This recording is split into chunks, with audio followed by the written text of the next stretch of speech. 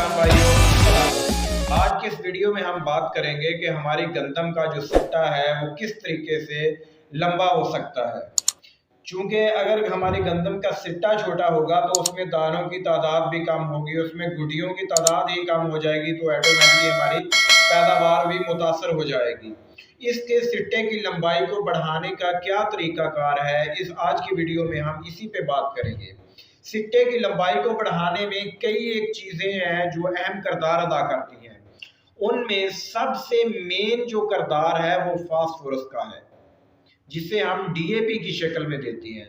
मेरी इस बात को याद रखें कि अगर आपने फास्फोरस अपनी गंदम को अच्छी मकदार में नहीं दी तो उसके अलावा हम उस पर बोरान का भी इस्तेमाल कर लें, पोटाश का भी इस्तेमाल कर लें और बहुत सी चीज़ों का भी इस्तेमाल कर लें, लेकिन वो आपकी पैदावार को लाजमी मुतासर करेगी।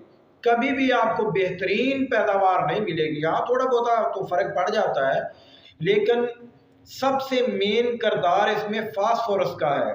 हमें अपनी गंदम के इब्तदाई 60-70 दिन में उसकी फास्फोरस मुकम्मल कर लेनी चाहिए, क्योंकि हमारा जो पंजाब का इलाका है यहाँ पे 80-85 दिन की जो गंदम है वो गोब की हालत में आ जाती है।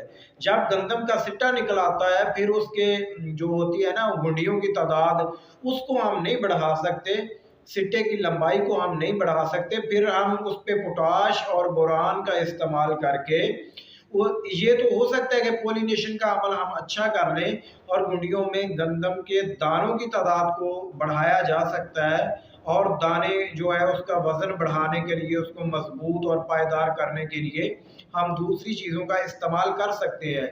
हमें अपनी गंदम की फास्फोरस सबसे पहले मुकम्मल करनी चाहिए, और इब्तदाई जो है ना 50 दिन उसमें हमें नाइट्रोजन भी डाल लेनी चाहिए। बकाया जो अमल है वो यानी ये स्प्रे वगैरह का ये हम गोब की हालत में तो कर सकते हैं, लेकिन जो पहले जो होती है ना नीचे डालने वाली पोटाश, वो पोटाश, फास्फोरस और नाइट्रोजन ये हमें इब्तदाई 50 से 60 दिन में मुकम्मल कर लेना चाहिए। अगर इस दफ़ा हमसे गलती हो गई है तो बहुत ज़्यादा परेशान होने की ज़रूरत नहीं है। हर दफ़ा हमारे साथ भी ऐसे मामला तो होते आए हैं, लेकिन अगली दफ़ा जो हम उसको कंट्रोल करने की कोशिश करते हैं कि जो गलती पिछली दफ़ा हुई है वो दोबारा कम अज़ कम हमारी ज़िंदगी में वो गलती ना हम दोहराएं। हाँ, अगर ये वक्त आ पहुंचा है तो फिर आप जो चीज़ें आप कर सकते हैं वो कर लें। नंबर एक पे तो हमें अपनी गंदम को पानी की कमी अब नहीं होनी चाहिए। ना बहुत ज़्यादा पानी दें गंदम को, अगर बहुत ज़्यादा देंगे तो आपकी गंदम जो है ना वो गिर जाएगी, अगर यानी वो पानी खड़ा रहेगा तो। अगर आप अपनी गंदम को जो पानी नहीं देंगे तो अब दाने की बुराई का अमल शुरू हो चुका है। गोब की हालत में गंदम के लिए पानी इंतहाई अहम होता है। हमें अपने अब सुस्ती नहीं करनी चाहिए। अगर नहरी पानी आपको मुयस्सर नहीं है, कम है, तो ट्यूबवेल वगैरह का इंतज़ाम करके अपनी गंदम को हर सूरत पानी देना चाहिए।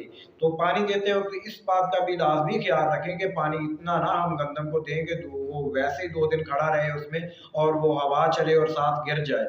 गिरने से भी बचाना है, और दाने को है पानी की अब गंदम को ज़रूरत है, उसे पानी भी हमने लाजमी देना है।